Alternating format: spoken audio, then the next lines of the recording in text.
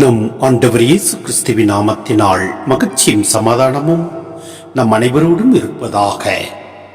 Mark 9:15-27 முடிய. மக்கள் அனைவரும் இயேசுவை கண்டவுடனே மிக வியப்புற்று அவரிடம் ஓடிப்போய் அவரை வாழ்த்தினர்.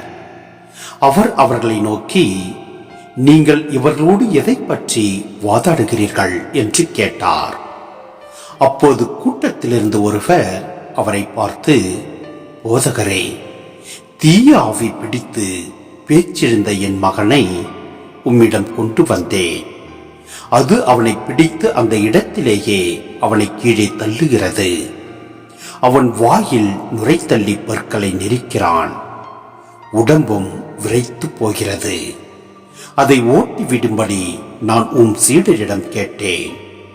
அவர்களால் இயலவில்லை என்று கூறினார். அதற்கு அவர் அவர்களிடம், நம்பிக்கையற்ற தலைமுறையினரே, எவ்வளவு காலம் நான் உங்களோடு இருக்க இயலும்? எவ்வளவு காலம் நான் உங்களை பொறுத்து கொள்ள இயலும்? அவனை என்னிடம் கொண்டு வாருங்கள் என்று கூறினார். அவர்கள் அவனை அவரிடம் கொண்டு வந்தார்கள். அவரை கண்டவுடன் அந்த ஆவி அவனுக்கு வலிப்பு உண்டாக்க அவன் தரையில் விழுந்து புரண்டான். வாயில் நுரை தள்ளியது. அவர் அவனுடைய தந்தையை பார்த்து, இது இவனுக்கு வந்து எவ்வளவு காலமாயிற்று என்று கேட்டார். அதற்கு அவர், குழந்தை பருவத்திலிருந்து இது இருந்து வருகிறது. இவனை ஒழித்துவிட தீயிலும் தண்ணீரிலும் பலமுறை அந்த ஆவி இவனை தள்ளியதுண்டு. உம்மால் ஏதாவது செய்ய இயலுமானால் எங்கள் மீது பரிவு கொண்டு எங்களுக்கு உதவி செய்யும் என்றார். இயேசு அவரை நோக்கி, இயலுமானாலா? நம்புகிறவருக்கு எல்லாம் நிகழும் என்றார்.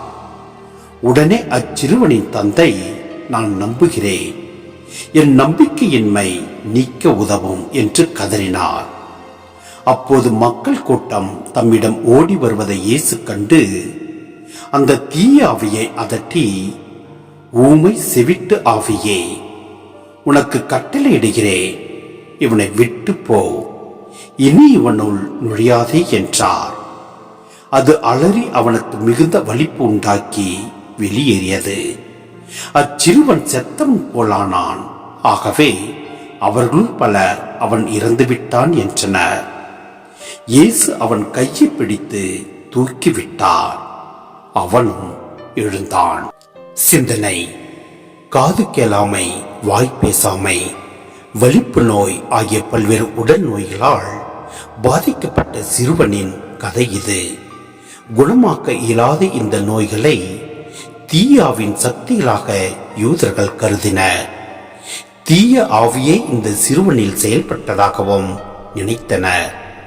இயேசுவின் இறையாட்சி பணி இத்தகைய தீய சக்திகளை அகற்றி மக்களுக்கு மகிழ்ச்சியும் அமைதியும் தருவதாக இருந்ததில் வியப்பில்லை. இத்தகைய பேய் இறை வேண்டலினாலும் நோன்பினாலும் அன்றி வேறு எதனாலும் வெளியேறாது என்பது இயேசுவின் கூற்று. சீடர்கள் தங்கள் இறையாட்சி பணியில் தந்தையாம் இறைவனோடும் தம்மோடும் நெருக்கமாகவும் பலவித கட்டுப்பாட்டுகளுடனும் இருக்க வேண்டிய அவசியத்தை இது உணர்த்துகின்றது. எனவே நாம் அவற்றை உணர்ந்து நாம் நோன்பிலும் இறை வேண்டலிலும் சிறந்து விளங்குவோம். எல்லாம் வல்ல இறைவன் நம்மை நிறைவாய் ஆசீர்வதிப்பார். ஆமென்.